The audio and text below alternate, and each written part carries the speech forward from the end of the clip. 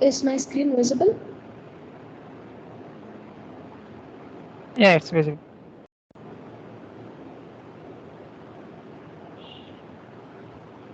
Okay. Uh, uh, now, can you see? Hello? Yes, we can see. Yes, yes.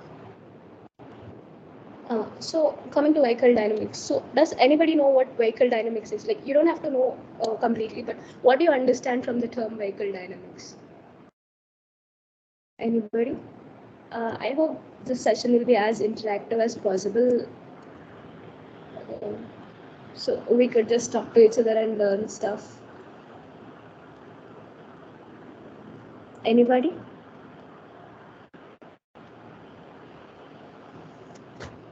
Hello. Yeah, you guys can just unmute and talk, I guess. Okay. So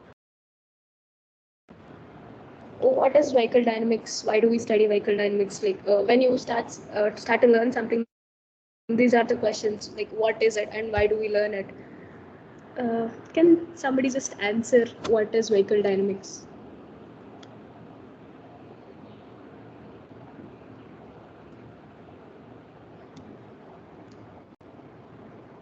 Okay, so moving on. So vehicle dynamics, it's the study of vehicle in motion and how it behaves in motion. Like it is important to know how a vehicle moves, like how it behaves while it is in motion, right? So coming to vehicle dynamics, it has for any topic to understand, it's better if we make it into subparts, right? So in such a way, if we take vehicle dynamics, think like power module is one of the part, and chassis module, body, etc., etc. So it's easy to learn from little things than understanding everything at once. So coming to power module, let's think engine is a part of power module, and wheels, like wheels take the energy from engine itself. So let's think gearbox, axles, and these all come under power module. And coming to chassis module, let's see steering system, suspension system, and how tires and wheels work. Like these are the parts of vehicle dynamics. So mainly vehicle dynamics is like we give some input and some mathematical mode will take place, and then we get the output. So these mathematical modes can be like longitudinal dynamics, lateral dynamics, vertical dynamics, etc. We won't be learning so much of this, but you'll have an overview of what vehicle dynamics and what are the subsystems present in this session. So vehicle dynamics, it generally moves around functions like safety, stability, and control. So, and when we say safety, it doesn't mean like vehicle crashing and all, but uh, like it is important to have a proper braking system, proper steering system, and all. We'll be learning all of that in this. And uh, like I asked, why do we study vehicle dynamics? We study vehicle dynamics because it helps extract maximum performance in a car. Like uh, we need maximum performance out of anything we put our investment on. So vehicle dynamics plays a very important role. So wheel alignment angles. Why are these important? Like, see here, camber, toe, understeer, oversteer. Are these are few wheel alignment angles? Has anybody heard of these things before?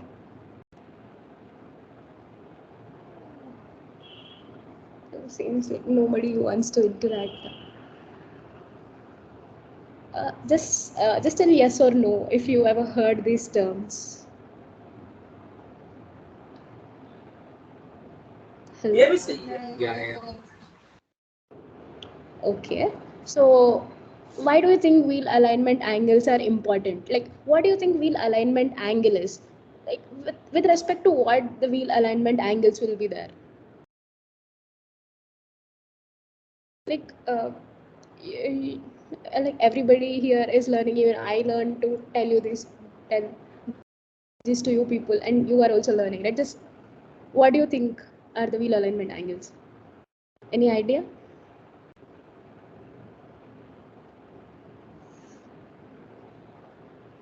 Okay, like these wheel alignment angles are important generally because They reduce the tire wear and they ensure that vehicle travels straight and true. Generally, these angles can be altered apart from manufacturing specifications. So coming to these types of wheel alignment angles we have seen, right? Camber, toe, understeer and oversteer.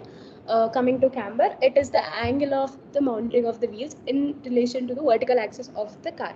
So as we said, with respect to what the angles will be there, the vertical axis or longitudinal axis or anything, right? So camber is with respect to vertical axis. It the camber angle can be positive, negative or neutral. This camber mainly affects the cornering performance. And in this camber, like you can see on the slide, right, inner tire doesn't work in extreme cases. I'll show you the diagram of camber. You will be understanding it better. See, uh, you can see the diagram, right? With respect to vertical axis, we can say negative camber, neutral, and positive camber. And it helps in cornering. It affects the cornering. Moving on, the next wheel alignment angle, it is toe. Like earlier we have seen, camber is with respect to vertical axis and toe is with respect to longitudinal axis. And toe can be in or out, and toe, it affects the stability, cornering and tire wear, just like camber affects cornering. Mm, so for corner things, toe out will be helpful, and inner tire takes sharper turns. And coming to straight line stability is achieved by toe in compensation. And this is the diagram showing toe in and toe out. See here, it is no toe, toe in and toe out. You can understand it better with diagrams, except not just by theory. And moving on, understeer and oversteer. As we can see, understeer occurs when the front wheels start to plow straight, even if you turn the steering. It means like even if like the wheels move straight even though if you turn the steering. And oversteer is like car turns more than the amount commanded by the driver. And understeer is more common to front car drives, while oversteer is common on rear wheel drives. You just see the picture over here, you will understand it better.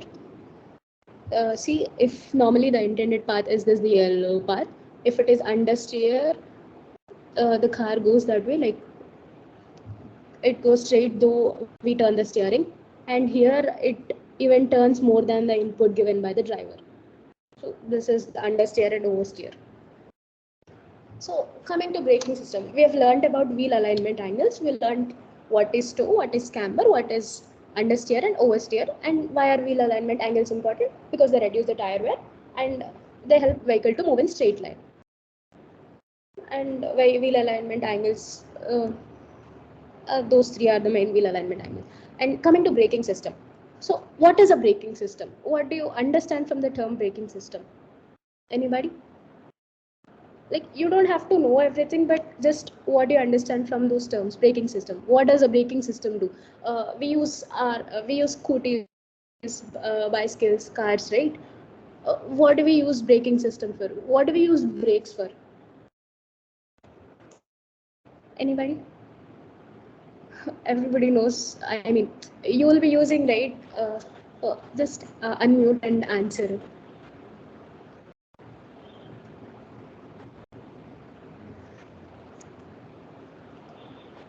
Hello, can you hear me? Am I audible? Hello. Yeah, braking system just slows down the vehicle decelerate. Yes. Yeah. Yes. Uh, yeah, we use braking system to stop it from moving, or to make for a stationary object, stationary vehicle to not move it, to prevent it from moving, right? And which force is used in braking system? Like any idea which force do we use? Anybody?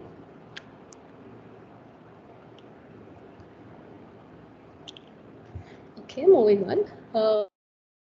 So as you said, braking system, it is used to stop down a moving vehicle or to prevent from moving in case of stationary condition.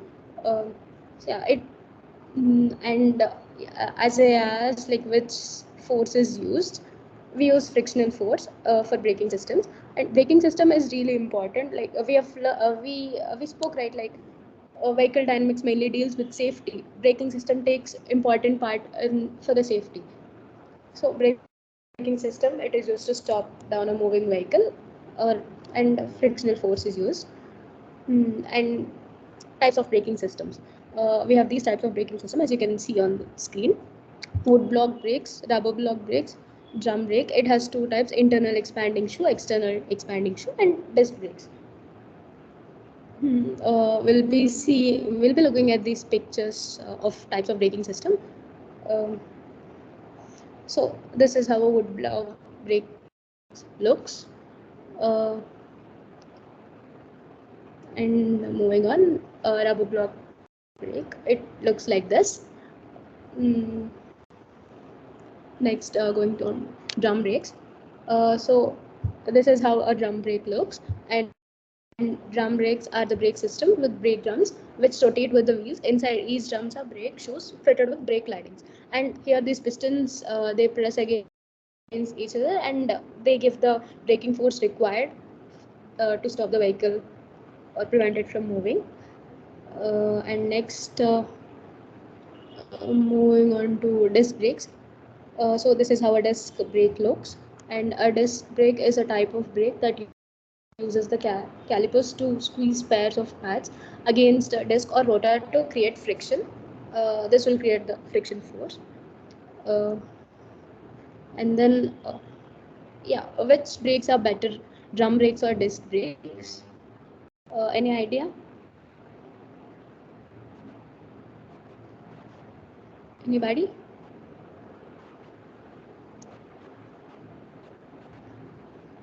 Okay. Uh, so here we can see which brakes are better. Like both of these brakes are used in most of the cars, but disc brakes being in the front and drum brakes in the back, disc brakes are better choice. But we cannot simply say like disc brakes are better. Drum brakes are also used much because they are comparatively cheap, and they help in reducing the tire wear and all. So we cannot simply say which brakes are better. Both are being used. So yeah, both are better, but apart if you remove the cost parameter and all, disc brakes are better because they are in the front. So does anybody know what is actuation? Anybody? Like an English term, actuation, what do you mean? uh, does anybody, any guesses?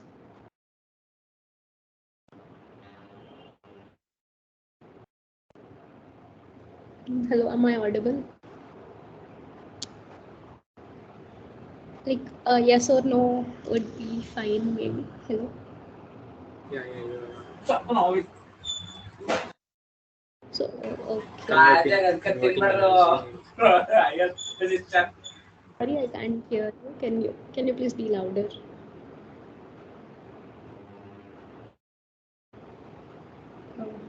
Okay. We'll move on. What? Hello? Yes, yes. Converting forms energy from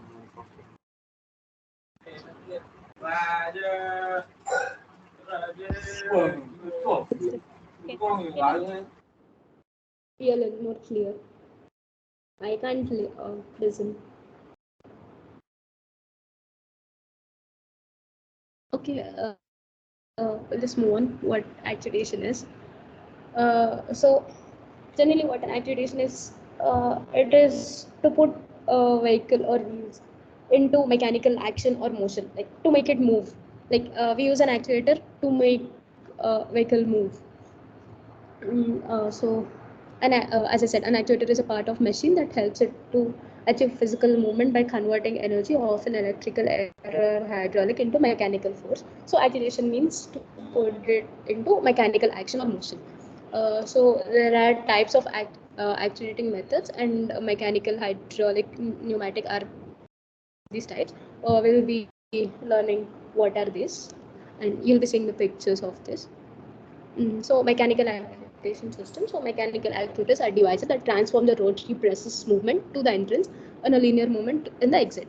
So this is how the mechanical actuator looks like.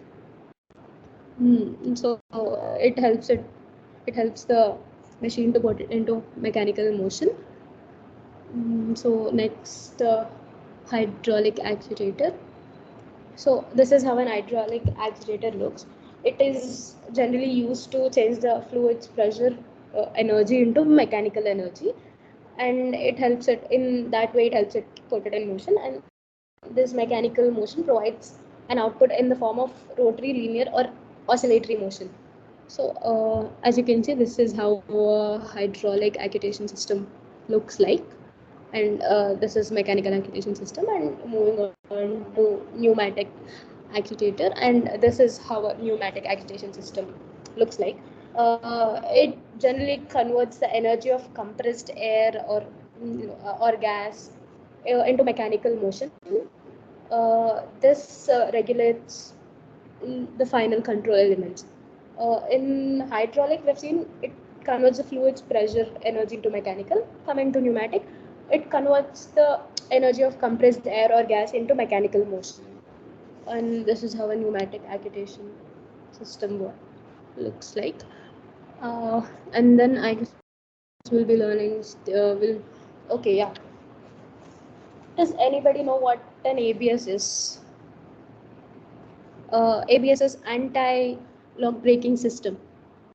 Is any like, did you ever hear about this? What an ABS is? Anti-lock braking system.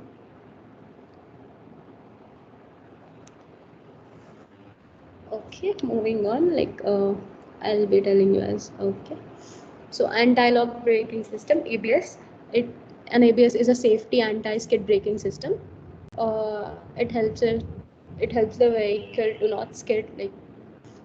So ABS operates by preventing wheels from locking up during braking, thereby maintaining tractive contact with the road surface and allowing the driver to maintain more control of the vehicle. When the vehicle is moving at very high speed, and when you apply brakes, it is possible for the vehicle to skid, right? So this ABS helps it from not doing it and letting us have control over the vehicle. So and ABS is really important, uh, just like we spoke, even in during braking systems and all. Safety is one of the priorities of vehicle dynamics. So ABS is an anti-skid braking system, and this is how it looks with ABS and without ABS in this diagram. So moving on. Yeah, steering system. We have finished wheel alignment, angles, braking system. I mean, we haven't done all the math and all, but still we have learned what is what to understand from braking system. So now steering system. What do you guys think is steering system? Like steering, just like braking system. We use our cars, right? What do we use steering wheel for, and what is the steering system? It's really a basic question, right? Anybody just unmute and answer what steering system is. Hello, I am audible, right?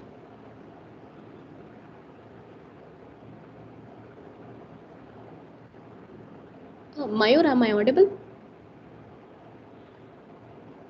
Hello. Yeah. Already. Okay. So generally steering system. What do we use it for controlling the direction of the vehicle, right? So the major point is direction of the vehicle is important, which we move in. It helps us. It also helps in a way of safer. Like if we see an obstacle, we change the direction, right? So steering system is important. So what is steering system and its functions?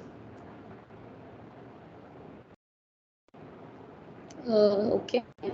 Uh, Going on steering system. So as I asked, these are the functions of the steering system. See, the major point is it sets the car's direction. It is really important. As we can control the direction of the car, it provides stability to the car while running. When we can control which direction it moves on, that is the stability we get, right? And it prevents vibrations to the steering wheel, and it minimizes the tire wear, and it helps in straightening effect of the front wheels. So these are the basic functions of steering system. Mainly the direction we do. That's it. And moving on. So these are the types of steering mechanisms. Mm, it can be mechanical or electrical. So under mechanical we have rack and pinion steering systems, recirculating steering system, bell crank steering system. And under electrical we have electric power hydraulic steering system, fully electrical steering system. um, okay, we'll be seeing what is what, and we'll be seeing pictures of how these steering systems look. Then yeah, rack and pinion. This is how a rack and pinion steering system looks. And rack and pinion steering system uses a gear set to convert the circular motion of the steering wheel into linear motion required to turn the wheels. So it converts the circular motion of the steering wheel into linear motion required to turn the wheels. So this is, I hope you understand. And this is how a rack and pinion system works. And then moving on, does anybody know what a steering ratio is? Did anybody hear of it, or did you study it anywhere? A steering ratio.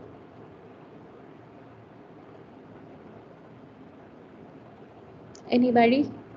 Just unmute and answer. Uh, it will be really nice if you guys interact.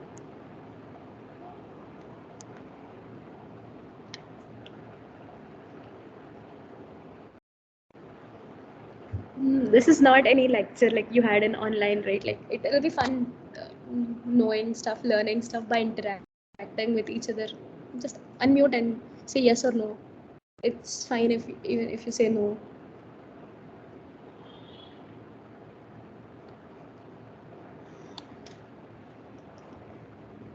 Okay, moving on. I'll only tell you what a steering ratio is. Steering ratio is the number of degrees of the turn of the steering wheel to the number of degrees while the wheel turns. Generally, how much a steering wheel turns, and with respect to that, what a wheel turns is the steering ratio. Suppose if it in, let's take if one complete turn of the steering wheel, that is 360 degrees, causes the wheel to turn, let's say 24 degrees, then the steering ratio will be, the steering rotated 360, 360 is to, and wheel 24 degrees is to 24, which is 24, 15 is to 1. That is what a steering ratio is. And then this is recirculating steering system. So a recirculating steering system, this is how the recirculating steering system looks, and it is generally found in older vehicles, older automobiles, on off-road vehicles, and a few of the trucks. And generally we don't use this recirculating in the newly coming cars, because rack and pinion steering system is more economical and more efficient. So we this is generally found in old vehicles, and this is how the recirculating steering system looks like. And coming to third part of mechanical steering system, it is bell crank. Bell crank mechanism is, it it changes the motion through an angle. This mechanism is generally used in aircraft control systems. Uh, this is used in vehicles, but we generally prefer rack and pinion. And this is how a bell crank. So let's move on to electrical steering systems. So first one, the electro power hydraulic steering system. This is how an electro power hydraulic steering system looks like. This is more simply like just a conventional hydraulic system, but there is a major difference. Uh, the conventional hydraulic system, it will extract power from, it will extract power directly from engine. Uh, because of which the power output is lowered and the mileage of the fuel is also decreased. Uh, while coming to this electro power hydraulic steering system, the power is delivered by an electric motor and it doesn't directly take from the engine, which means that engine load does not change even though the power as the power being delivered by, as we've said, from motor, not directly from engine. This is how electro power hydraulic steering system looks like. And moving on to a fully electrical steering system. This is how a fully electrical steering system looks like. Uh, these generally use electric motors to provide uh, the assistance instead of hydraulic system. For conventional hydraulic system, the hydraulic system helps. And same like the hydraulic types, the power to the agitator is controlled by the rest of the power steering system. This power steering system controls, like it gives power to the agitator. Then moving on, steering geometry. This is why is steering geometry needed. So, does anybody know what a steering geometry is? Steering geometry. The term geometry implies something, right? Like we learn it in our daily life. What is steering geometry?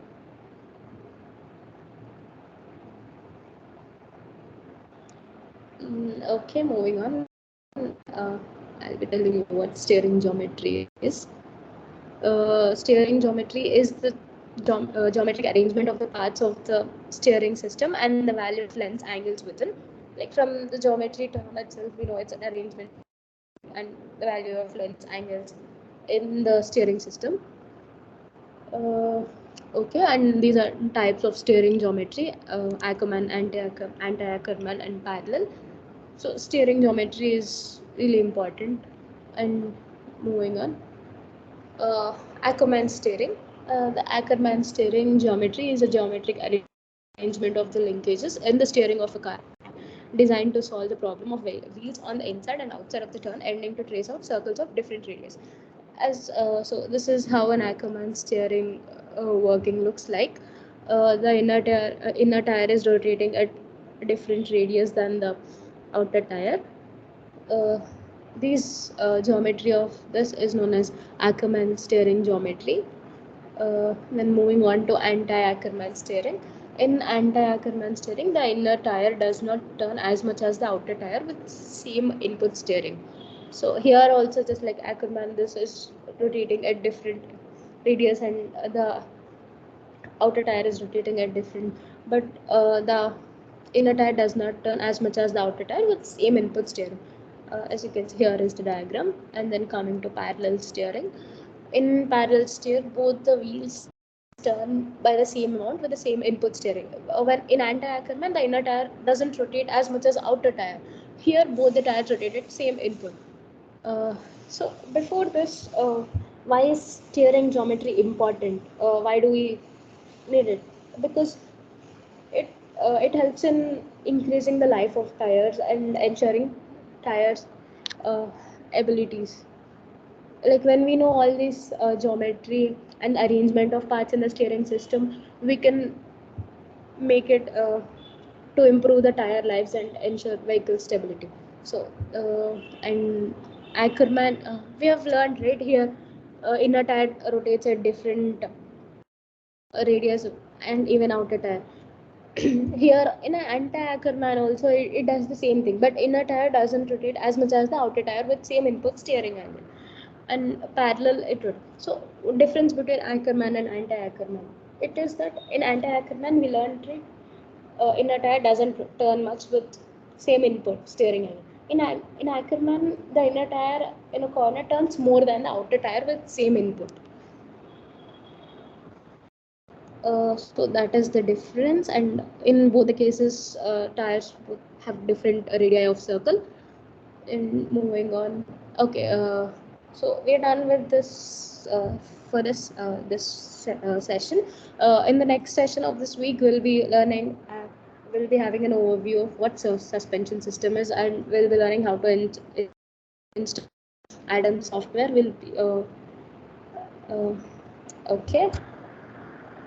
So I'd like juniors to just introduce yourself. Just unmute and tell your names and where you're from. Hello. Hello.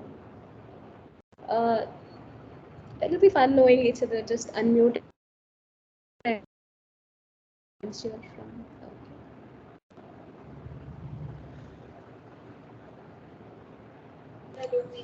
Hello, Yes. I'm Srilakshmi US and I'm from Mechanical Branch from Mysuru. Thank you for the session. Okay. Can you just tell me what are you expecting from this SMP and what improvements can we do in the coming sessions? Sri Lakshmi, can you hear me? Yeah, Uh, what do you expect more from this SMP, and how can we be better in coming SMPs? Is there anything you want to? I'm very new to this, so I don't know much about vehicle dynamics. Um, Okay. yeah. Okay. Thank you.